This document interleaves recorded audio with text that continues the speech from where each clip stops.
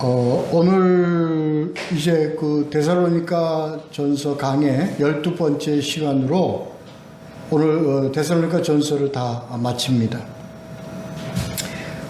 5장 19절서부터 28절까지의 말씀으로 함께 나누실 말씀의 제목은 성령 안에서 무난하라 내용으로 말씀드리도록 하겠습니다. 그리고 다음 주는 바로 이어서 데살로니가 후서로 들어가도록 하겠습니다. 먼저 지난주 12절서부터 22절까지지만 그 중에 18절까지밖에 못했죠. 지난주에 한 것 잠깐 돌아보고 가도록 하겠습니다. 교회의 가치, 이 교회의 어떤 그 본분, 교회의 그 사명을 성도들은 알아야 합니다. 존경해야 합니다. 존귀하게 여겨야 합니다. 교회의 사명은 바로 헌신과 봉사, 그리고 성도들을 섬기는 그 역할을, 그리고 그러한 섬김의 역할을 맡은 교회의 어떤 교회 안에서의 직분을 가진 자들, 특히 우리 성도들을 잘 양육하고 성도들을 잘 이끌어가며 교회를 잘 운영하는 그러한 직분을 가진 자들의 그 사역, 그러한 직분들을 존귀 여겨라 하는 겁니다. 교회는 이러한 직분과 이러한 사역에 사명을 가지고 있어야 된다 하는 이야기가 같죠. 그렇습니다. 게으른 자들을 권계하고 약한 자들을 격려하고 힘이 없는 자들을 붙들어주며 모든 사람에게 오래 참음을 한다. 이게 교회의 사명입니다. 교회의 사명이다. 그래서 양육받지 훈련받지 못한 자들을 잘 양육하고요. 그들을 권계하고 잘 가르치고 권면하고, 그리고 어려운 사정을, 그러니까 낙심한 그런 어려운 사람들을 그렇게 위로하고 그들이 좌절하지 않도록 그들을 세우고 붙들어주는, 그리고 믿음이 연약한 자들을, 힘이 없는 연약한 자들을 그들은 잘 붙들어주고, 이러한 자들을, 이러한 사역을 해나가기 위해서는요, 참 많은 하나님의 그 속성인 오래 참으시는, 마지막까지 인내하시고 기다리시고, 그리고 함께 어려움을 같이 함께하는 그런 하나님의 속성인 그 인내, 그런 인내로 오래 참는다. 이게 사명입니다. 이게 그 사명입니다. 아멘. 그래요.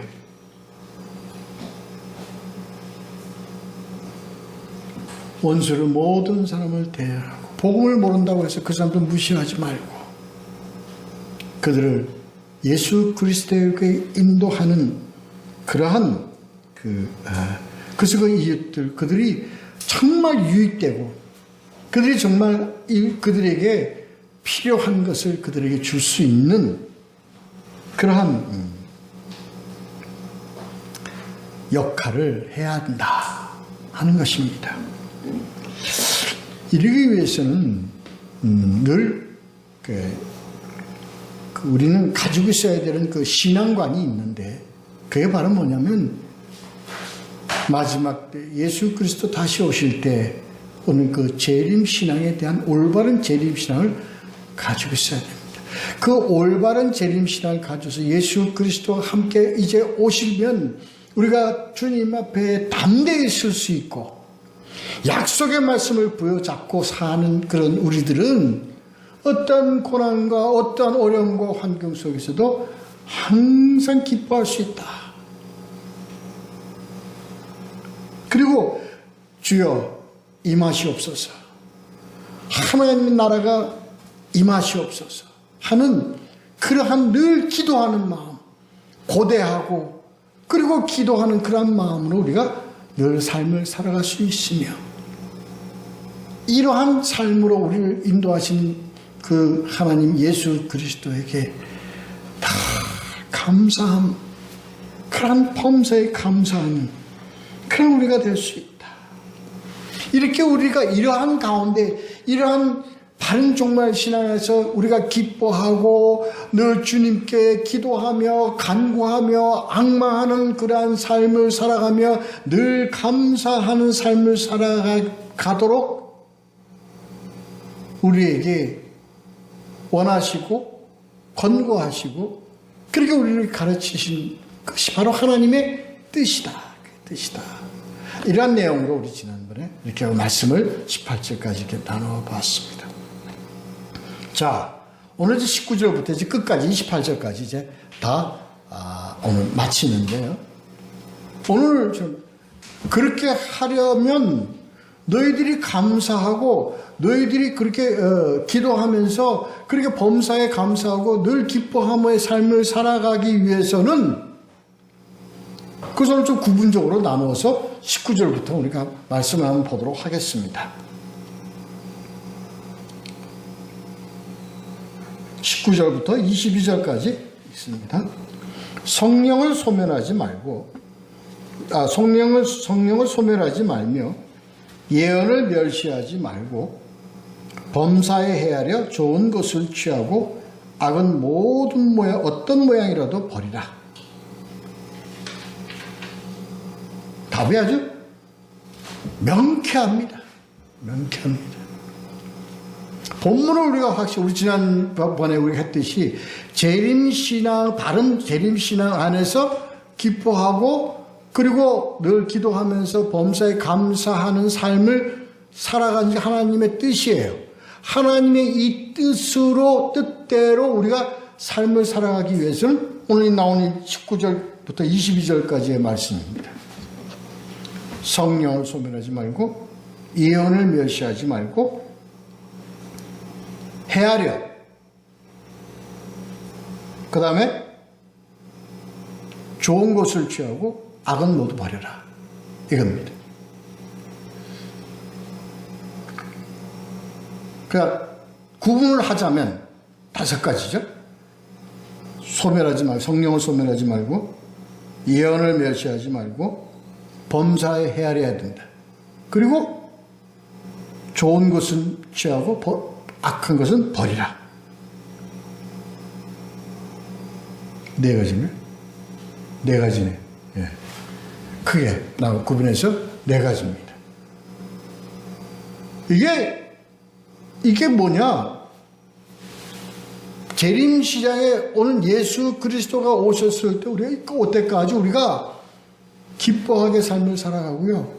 그 다음에 늘 하나님의 나라가 임하시는 것을 우리가 앙망하면서 기도하면서 늘 감사하며 삶을 살아갈 수 있기 위한 바로 우리들이 뭐라 그러면 이성적으로 얘기하면 지침이다. 인트로덕션이 가이던스 이거란 말이에요. 그럼 보도록 하겠습니다. 성령을 소멸하지 말라는 것은요, 언어적인 어떤 해석으로 보면 성령의 불을 끄지 말라라는 얘기입니다. 그래서 그걸 성령을 소멸하지 말라라고 표현이 되어 있습니다. 어떻게 성령의 불을 끄지 말라 하고 표현되는 이유가 뭐냐? 이걸 우리가 정확하게 잘 알아야 합니다. 우리는요, 앞에 16절부터 18절까지의 그러한 우리들의 기뻐하고 늘 기도하며 범사에 감사하며 이렇게 삶을 살아갈 수 있는 것은 성령의 인도가 아니면 안 된다는 얘기예요. 늘 그러니까 성령과 함께 가야 되는 것입니다. 그래서 우리는 이 성령의 불로 이렇게 표현되어지는 것, 소멸하지 말아야지 성령을 불로 이렇게 어느 정도로 이렇게 표현하는 이유가 뭐냐? 불은 우리가 이렇게 생각을 해야 됩니다. 불은 어떤 현상을 의미하는 것이 아니라 성격을 의미하는 겁니다. 불의 성격이 뭔가요? 불의 성격은 첫째는 뭡니까? 불은 뭡니까? 태우는 거죠. 소각하는 겁니다. 또 뭐예요? 어떤 불이 어떤 화재 같은 걸 보면 어쩔 수가 없잖아요. 거침없잖아요. 불에 붙어서 그냥 이렇게 하면 우리가 무서울 정도였던 그래서 우리가 그래서 화마라고 그러잖아요. 화마. 응? 엄청나게 맹렬하잖아요. 그래서 어떤 맹렬함, 그러한 것을 표현하는 겁니다. 다시 말해서 우리가 이 성령을 불로 표현할 때는 어떤 그냥 맹렬함이라기보다도 어떤 열정적이다, 응? 활동적이다 하는 의미예요. 그래서 정열, 그러한 것을 나타내는, 성격을 나타내는 의미의 불이다. 또 하나는 소각을 해버리니까 우리는 지옥을 불로 많이 표현을 하는데 불 가운데로 심판의 의미도 있습니다. 또는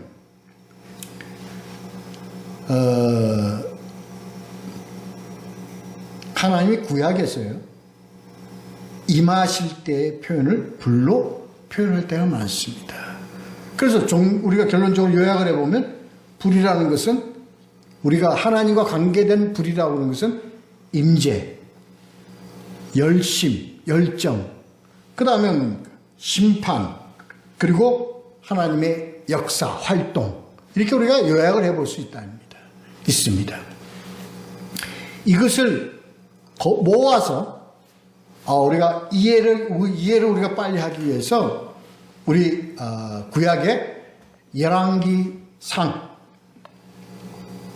엘리야를 통한 하나님의 그 역사를 불로 나타내는 그러한 내용을 한번 보도록 하죠. 열왕기상 18장 24절에서 이에 불로 응답하는 신, 이렇게 나와 있습니다.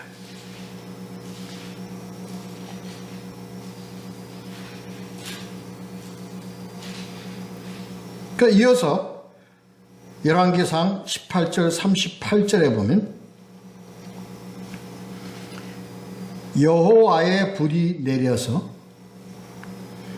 번제물과 나무와 돌과 흙을 태우고, 들과 흙을 태우고, 돌과 흙을 태우고, 이렇게 나와 있습니다. 여기서요, 불이 내려서 태우고, 이렇게 나와 있어요. 그러니까 뭡니까? 내려서라는 건 임재를 의미하는 거예요. 임재와 함께 그 다음에 태워서라는 건 뭐예요? 역사를 얘기하는 거예요.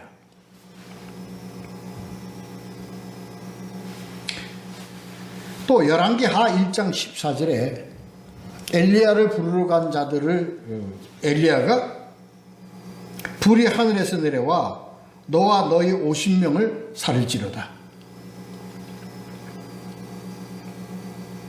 심판의 의미를 또 나타냅니다. 그래서 이럴 때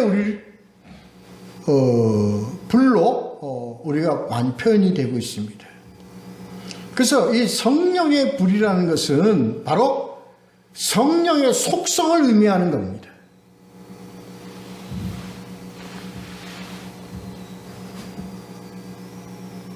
그래서 성령이라는 것은 임재와 활동과 그 다음에 뭐예요?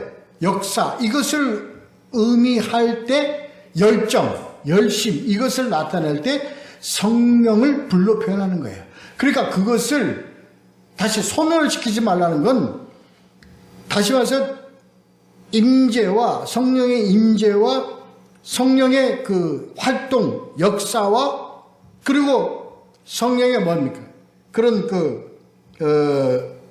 열정을 소멸시키지 말라는 건 말은 끄지 말라는 겁니다.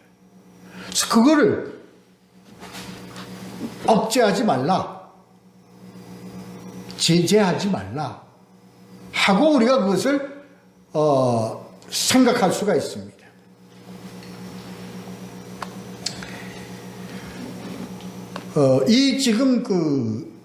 이 성령의 불이라는 걸 가지고 성령의 자체의 어떤 성격을 가지고 얘기를 하지 않고 이걸 보통 특히 그런 은사주의자들은 이걸 현상으로 자꾸 이것을 이해하고 그것을 그들이 인식하려고 하고 있습니다. 그래서 그들이 성령의 불이라는 것은 속성보다는 현상. 그래서 그들은요,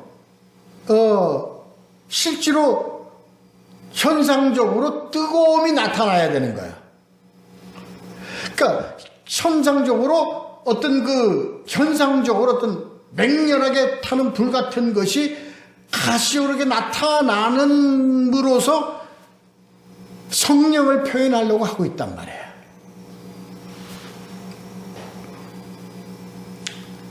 그것은 나타날 수 있는 현상이지만 그게 조건은 아닙니다. 근데 그들은 다 그것을 뭘로 나타나? 조건으로 나타내고 있는 거예요.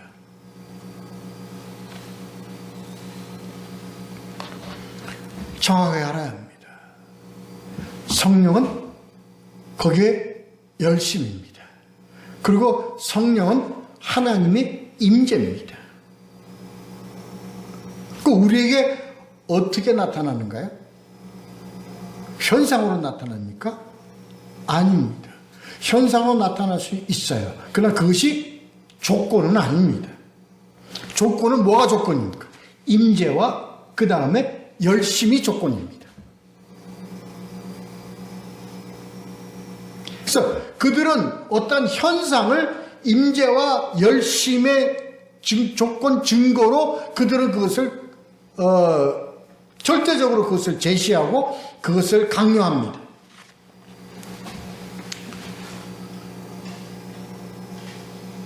시간상 하나하나 예를 들고 싶지만 여러분 다 아시잖아요.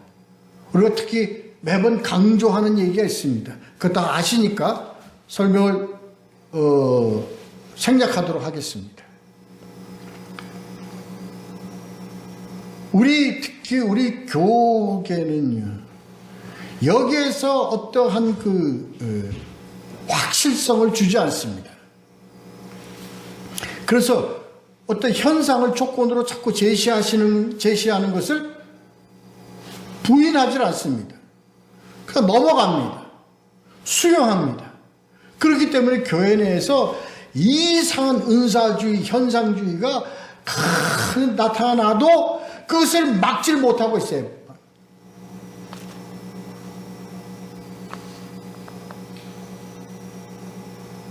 요즘 그래서 그것이 안 나타나고 현상적으로 나타나지 않는 것을 그것은 믿음이 잘못됐다고까지 그들은 그렇게 비판을 합니다. 오늘 우리는 그걸 분명히 알아야 합니다. 물론 우리가 매 시간 우리가 강조하는 그 내용이 있지만 우리가 분명히 알아야 합니다. 특히 이 현상주의와 은사주의는요, 어디하고 부합되어 있냐면 우리나라의 토속신앙하고 아주 결부가 잘 되어 있습니다. 그래서 우리 사람들이 그걸 받아들일 때 아주 거리낌 없이 아주 잘 수용할 수 있는 그런 조건들이 되어 있기 때문에 그게 굉장히 빠르게 확산적으로 아주 파고들었습니다. 그래서 은사주의가 아닌 은사주의가 아닌 것이 기독교가 아니라고까지 아주 그들은 강하게 주장하고요. 여기부터 이게 우리는 바르게 알아야 합니다. 바르게 알아야 합니다.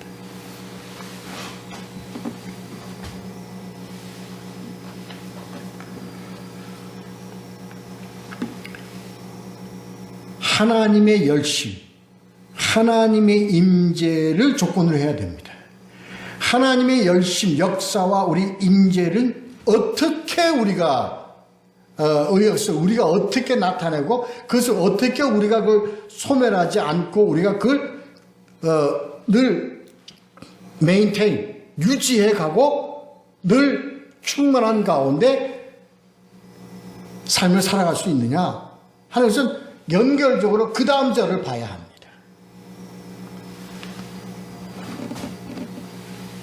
20절에 보면 예언을 멸시하지 말고로 되어 있습니다. 그러니까 하나님의 임재와 하나님의 열심이라는 것을 어떻게 우리가 지키고 유지해 가느냐 하는 것을 뭐예요? 예언을 멸시하지 않아야 합니다. 그러면 여기서 우리는 예언이란 무엇을 얘기하느냐? 우리는 다 알고 있잖아요. 다 알고 있잖아요. 우리는 그냥 이게 너무 중요하기 때문에 우리는 아주 그냥 철저하게 이것을 우리가 알아야 합니다. 예언은 구약의 하나님께서 우리에게 말씀을 주실 때 누구를 통해서 말씀을 주셨느냐? 선지자를 통해서 말씀을 주셨습니다. 모세로부터 쭉 선지자를 통해서 말씀을 주셨습니다. 선지자들에게 말씀을 주실 때 하나님이 주신 그 말씀의 내용은 그 안에 언약이 들어가 있습니다. 약속이 들어가 있습니다. 그 다음에 뭐가 들어가 있습니까? 구원에 관계된 얘기를 하실 때 선지자를 통해서 말씀을 주십니다. 이 모든 말씀은 다 뭐에 기준한 말씀입니까?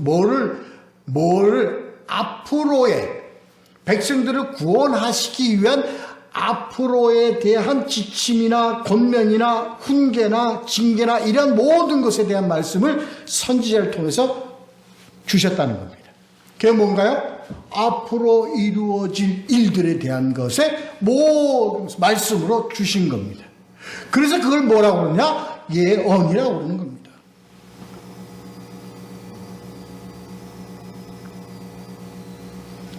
그래서 여기서 말씀하는 예언에는 절대적으로 두 가지 본질이라고 해야 되나? 내용은 전제 사항이 있는데 전제가 있는데 그게 바로 뭐냐? 첫째는 앞으로 일이에요. 둘째는 뭐에 관계된 겁니까? 구원에 관계된 겁니다.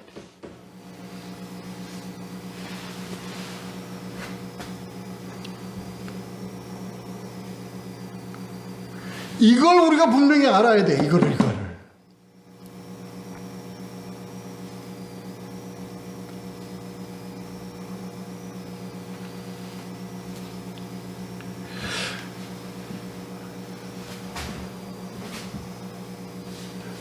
하나님이 요셉을 통해서 왕의 꿈을 해몽해 주는 것을 기준해서 개인의 미래에 대한 것도 예언을 하는 거 아니냐고 우리가 반문할 수 있지만 그거는 뭐와 관계된 앞으로 이스라엘 백성들의 구원에 관계된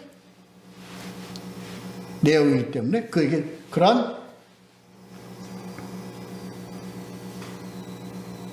것을 주셨다는 것을 우리가 알아야 합니다.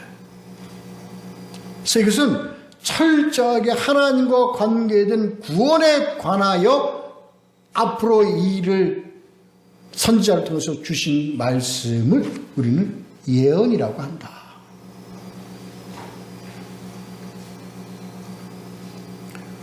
또 한 가지 경우를 볼 수 있죠. 이게 뭡니까? 구약의 모든 내용의 말씀들입니다. 그래서 그걸 구약이라고 우리가 얘기를 하는 겁니다. 신약에 들어가세요.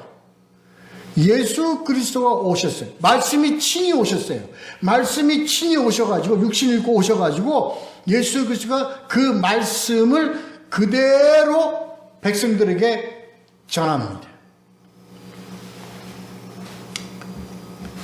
그리고 이 말씀을 누구에게 담습니까? 바로 제자들에게 이 말씀을 담습니다. 그래서 그 제자들을 우리는 뭐라고 불러요? 사도라고 부르는 겁니다. 말씀드렸죠? 사도는 뭐를 세우기 위한 직분이에요? 교회를 세우기 위한 직분입니다. 그 사도들은 예수 그리스도의 말씀을 받아서 그 말씀을 어떻게 했어요? 그들이 해석을 했습니다. 그것을 해석할 때 어떻게 해석을 했습니까? 오순절 마가다락방에 성령이 임하심으로 그 말씀을 전하기 시작했지만 그 말씀을 받아서 그 말씀이 무엇인가를 깨달아서 그 깨달은 말씀을 가르치는 역할을 한 것이 사도들입니다. 이 사도들이 예수 그리스도의 복음을 깨달아 그것을 신조나 서신으로 그것을 통해서 말씀을 가르치는 그 말씀을 뭐라고 하냐? 예언이라고 한다. prophet.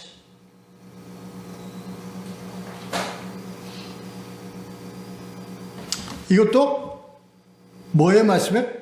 예수 그리스도의 복음에 관계된 거예요. 예수 그리스도의 복음에 관계된 것을 우리 백성들이 알고 깨달을 수 있도록 그대로 그들이 전달하는 과정 속에서의 그 선지자들이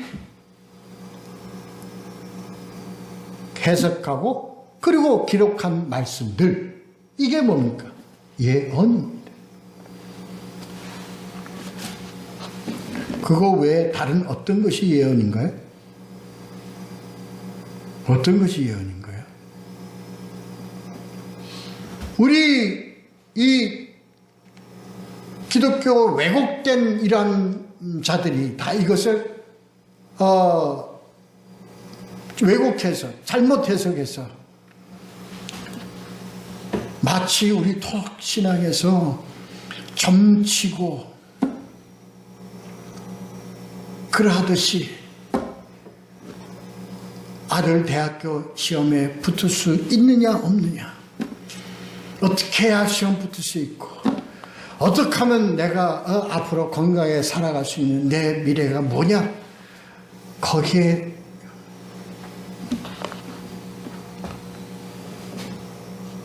이러한 우리들의 토속적 그런 것을 복음을 가지고 거기에다 끼워 맞춰서 그것을 만족시키는 그러한 예언으로 모든 것을 다 변질시켜 버렸어요. 똑같습니다. 점치는 거. 그래서 저는 그들을 감히 뭐라고 부르냐? 무당이라고 부릅니다. 나는 신사도 운동의 모든 신사도라고 하는 자들과 그 활동을 나는 감히 얘기합니다. 무당이라고 합니다. 복음하고는 전혀 관계가 없습니다. 그래서 그들의 열매를 보면 그것이 하나님으로부터 온 게 아니라 악한 것으로부터 왔다는 것을 증거하고 증명하고 확신할 수가 있습니다. 그건 사람의 소리가 아닌 동물의 소리입니다. 바른 것이 아니고 악한 것이라는 걸 나타냅니다. 그래서 그들의 결론과 끝은 다 같습니다. 우리는 그러한 것에 속지 않아야 합니다. 그래서 여기서 지금 바울은 얘기합니다. 하려면 선지자를 통해 주신 하나님의 말씀인 예언, 구원에 관계된 예언, 사도들을 통해서 하나님의 복음을 깨달아 영감으로 깨달아 우리에게 전해준 그 복음, 그 예언의 말씀이에요. 그것을 무시하지 말라. 이게 계시다. 거짓 것들이 얘기하는 직통 계시라는 그게 아니고 하나님 아버지께서 분명히 복음을 통해서 선지자나 사도들을 통해서 하나님이 계시해 준 그 말씀, 오늘날 뭡니까? 그것이 다 66권 성경책에 기록되어 있는 그 말씀이 바로 하나님이 우리에게 주신 예언의 말씀이라는 것을 우리는 분명히 확실히 가감없이 우리는 그것을 인식하고 알고 가야 할 것입니다. 아멘.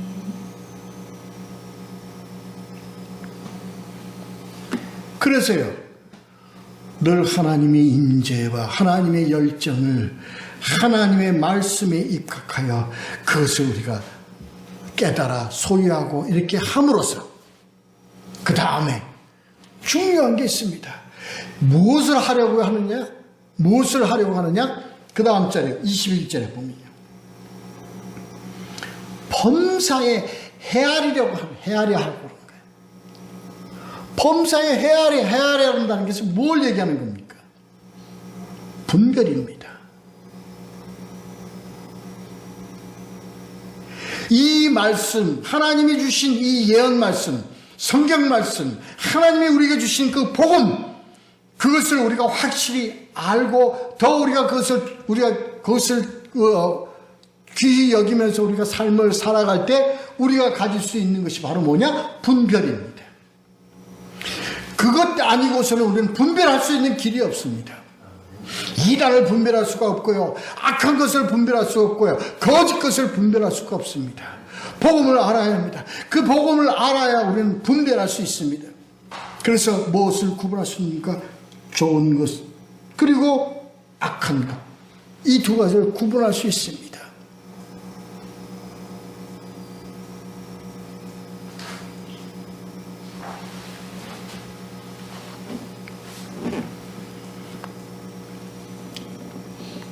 이 말씀이요, 양들이 목자의 음성을 따라가는 이 것을 예수님 말씀하신 그 의미를 우리는 양이지만 음성을 들어서 목자의 음성을 듣고 가야 합니다. 거짓 목자의 음성을 듣고 따라가면 그건 끝이 뻔합니다. 낭떠러집니다.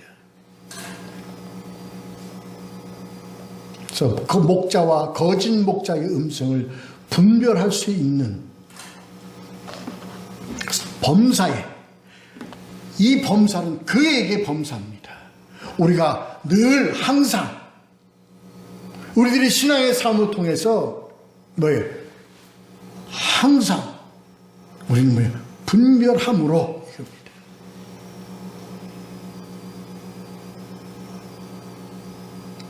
교회가 이것을 해야 합니다. 교회가 이렇게 할 수 있도록, 성도들이 이렇게 할 수 있도록 훈련시키고 양육하면서 바른 재림신앙을 가질 수 있도록 함으로 그들이 기쁘게 살고 감사하게 살고 그리고 늘 기도하며 사는 가운데 그들은 뭐예요? 바로 이런 것을 하나님의 말씀을 통하여 늘 복음으로 예수 그리스도이신 하나님의 임재를 알고 깨닫고 그리고 분별하면서 삶을 살아갈 수 있도록 하는 것, 바로 교회가 이 역할을 합니다.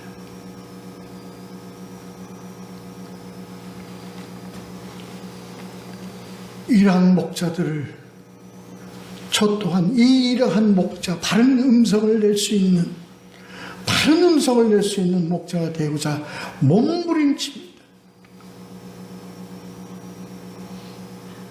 결코 쉽지가 않습니다. 세상이 나를 그렇게 갈 수 있도록 그렇게 내버려 두질 않습니다. 환경이 그렇게 날 내버려 두지 않습니다. 교회를 그렇게 내버려 두지 않습니다. 그래서 그것을 이기고 감당하고 갈 수 있는 것은 바른 재림신앙을 갖는 겁니다. 마지막 날에 우리가 담대히 일어설 수 있는, 주님 앞에 담대히 나설 수 있는 신앙을 우리가 가져야 합니다. 그래서요, 중요한 것은 분별할 수 있어야 됩니다. 분별할 수 있어야 뭐예요? 좋은 것은 취하고 악한 것은 어떠한 모양이라도, 그래서 어떠한 모양이든 모든 것을 의미하는 겁니다. 모든 것을.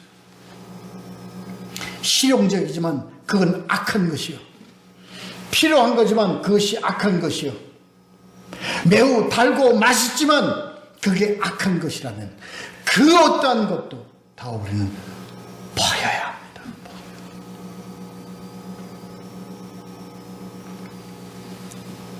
그렇습니다. 중요합니다. 네, 중요합니다.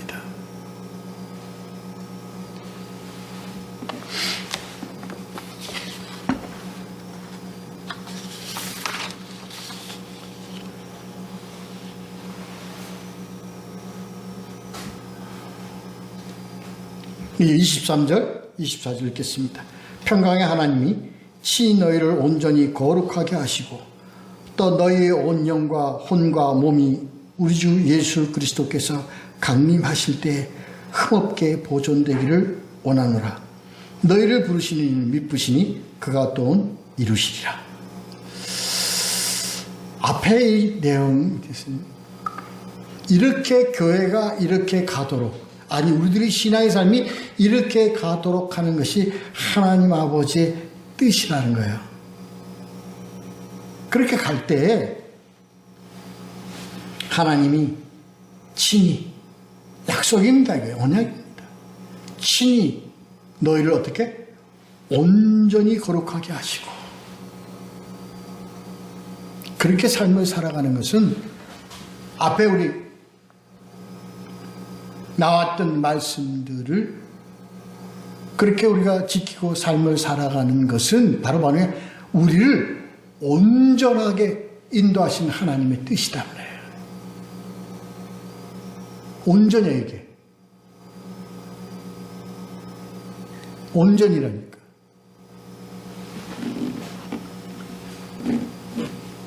그 말씀대로 우리가 삶을 살아가고 그 하나님의 뜻대로 우리가 삶을 살아가면 우리를 온전하게 어떻게 해요? 우리를 악과 구별시키는 거야. 거룩하게 하는 거야. 뭘로? 앞에 했지 않습니까? 뭘로? 다른 거 없습니다. 성령의 인도하심으로, 뭐로? 말씀으로 삶을 살아가는 것이, 그렇게 삶을 살아가면 하나님은 우리를 온전케 하시도록 우리를 인도하시는 길이라는 거예요.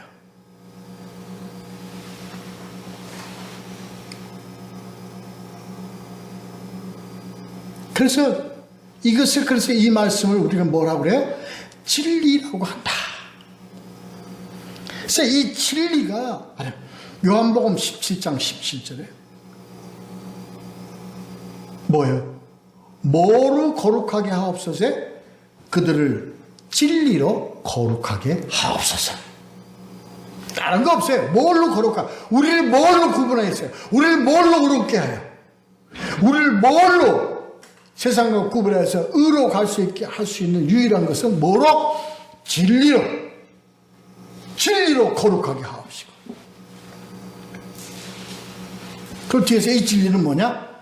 아버지의 말씀은 뭐니라? 진리니라.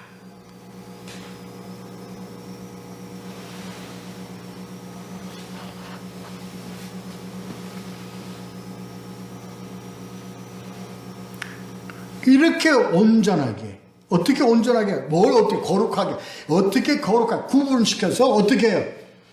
온 영과 혼과 몸이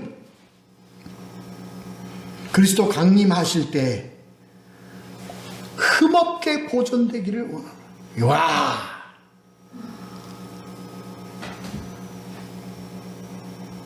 놀랍다. 뭐 하시? 우리가 이 진리를 부여잡고 있으면요, 이렇게 말씀하시잖아요. 언제? 예수 그리스도 강림하실 때. 어떻게? 흠없게 보존되기를 원하노라. 우리를 보존되게, 우리를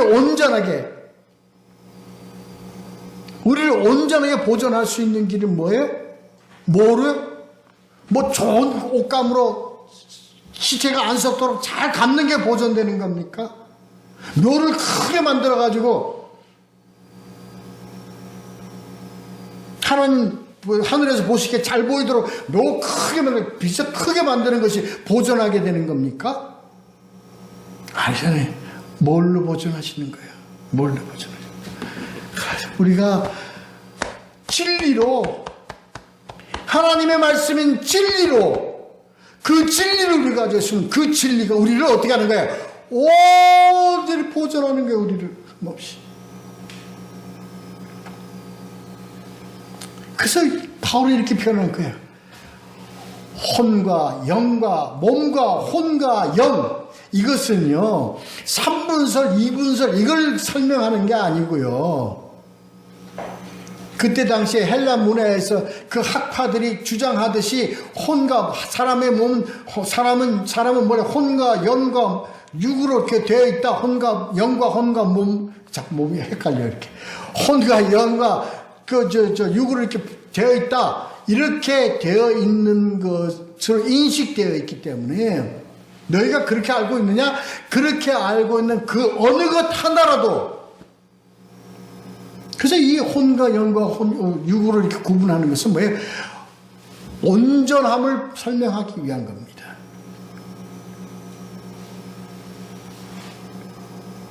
혼은 뭐고 육은 뭐고 영은 뭐고 이렇게 구분해서 이것을 설명해준다 의미가 있는 것이 아니라, 바울은 뭐냐, 너희가 그렇고 뭐라고 읽었냐, 4가지가 됐든 5가지가 됐든 6가지가 됐든 너희가 알고 있는 그 몸의 모든 구성 하나라도 빠짐없이 전부 다 내가 온전하게 보존되기를 원한다, 이 얘기를 하기 위해서 설명하기 위한 것이라고요.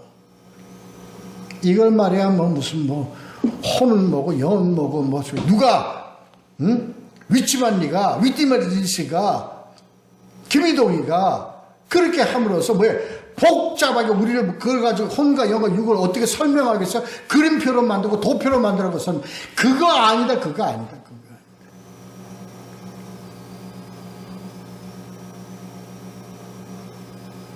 영은 구원하고 혼은 지금 하나님 뭐라고 그러셨어요 여기?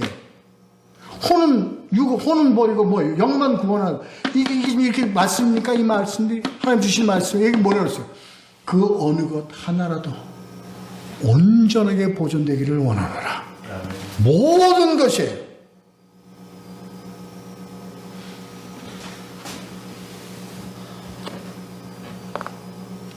그래서 그것을 구분해서 설명하는 것이 다 어디서부터 온 거냐? 다 영지주의에서부터 온 겁니다. 그래서 제가 말씀드렸어요. 위트니스, 워치만리, 김기동, 이 학파들의, 계열의 학파들은 다 어디서부터 온 거라고? 영지주의에서부터 온 것이다. 그 이단은. 그들이 마치 영계를 다 해석하고 영계로 왔다 갔다 들락날락 거리듯이 그렇게 설명하는 그들은요, 아무것도 모르는 것들이에요.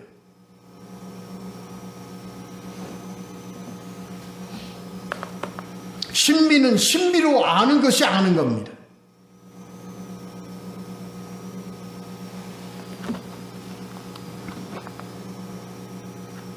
그래서 일체에 대한, 전부에 대한 의미를 강조하기 위해서 바울이 영과 혼과 육으로 구분해서 그렇게 얘기한 것이지, 하나를 설명하려고 한, 바울이 이것이 정말 중요한 거였다면 분명히 바울은 여기에 대한 구분적인 설명을 했을 것입니다. 한 것 없습니다. 그렇게 아시기를 바랍니다. 시간 넘어갔네. 그래요.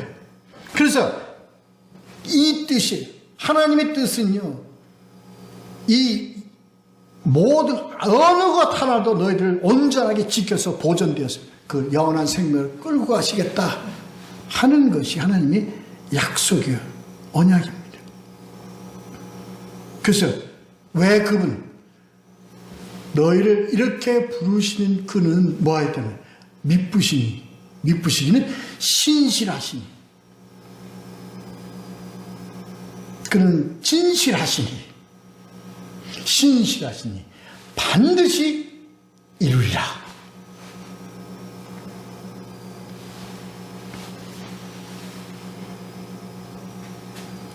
이 25절, 26절, 27절, 28절 이렇게 마칩니다. 형제들아, 우리를 위하여 기도하라. 거룩하게 입맞춤으로 모든 형제에게 문안하라. 내가 주를 힘입어 너희를 명하노니 모든 형제에게 이 편지를 읽어주라. 우리 주 예수 그리스도의 은혜가 너에게 있을지어다. 이건요, 편지의 마무리를 하는, 끝맺음의 인사를 하는 그런 그 내용이지만, 이 내용 속에 우리가 지켜야 할 것들입니다. 요약해서 얘기를 하면, 형제들아, 우리를 위하여 기도하라. 중보입니다. 이 중보는 어디서 봤대요? 예수 그리스도로부터 왔습니다. 다시 말해서 하나님의 사랑입니다. 거룩하게 입맞춤으로 모든 형제에게 문안하라. 이것은 뭐예요? 너희들 서로를 위해서 기도함으로 너희가 서로 문안하라. 서로에게 형제와 형제와의 사랑입니다. 성도와 성도와의 사랑입니다. 형제와 자매 간의 사랑입니다. 자매와 자매의 사랑입니다. 이웃 사랑을 의미하는 겁니다. 그렇게 하면서 거기에 하는 것은, 중요한 것은 뭐예요? 주를 힘입어 너희를 명하노니 모든 형제에게 이 편지를 읽어주라. 이게 뭡니까? 복음 전달입니다. 복음 전파입니다. 내가 이것을 너희 이방인 그리스도인 너희 데살로니가인에게 편지를 하는 거지만, 너희 속에는 유대인들도 많다. 유대인 그리스도인들도 많다. 그들에게도 이 편지를 읽어주라. 그리고 너희 외에 다른 지역에 있는 백성들에도 이 편지를 읽어주라. 다 복음 전달입니다. 그때 당시에 복음 전달은 편지를, 서신서를 가지고 나누는 것이 복음 전달이었습니다. 이 모든 것들이 다 성령, 하나님의 사랑 안에서, 바로 하나님의 은혜 안에 이루어지는 충만함이 있을지어다. 아멘입니다. 우리 삶을 주신 말씀대로 살아가며 하나님의 복음을 지키며 승리하면서 살아가는 우리 귀한 주의 백성, 이 말씀을 통해, 이 서신서를 통해서 하나님 아버지의 은혜와 하나님 아버지의 복이 넘치는 역사가 있었을 것입니다. 지금 우리에게 이 복음을 알고 깨닫는 이 순간에 하나님의 은혜와 하나님의 복이 넘치는 것과 같이 말입니다. 기도하도록 하겠습니다.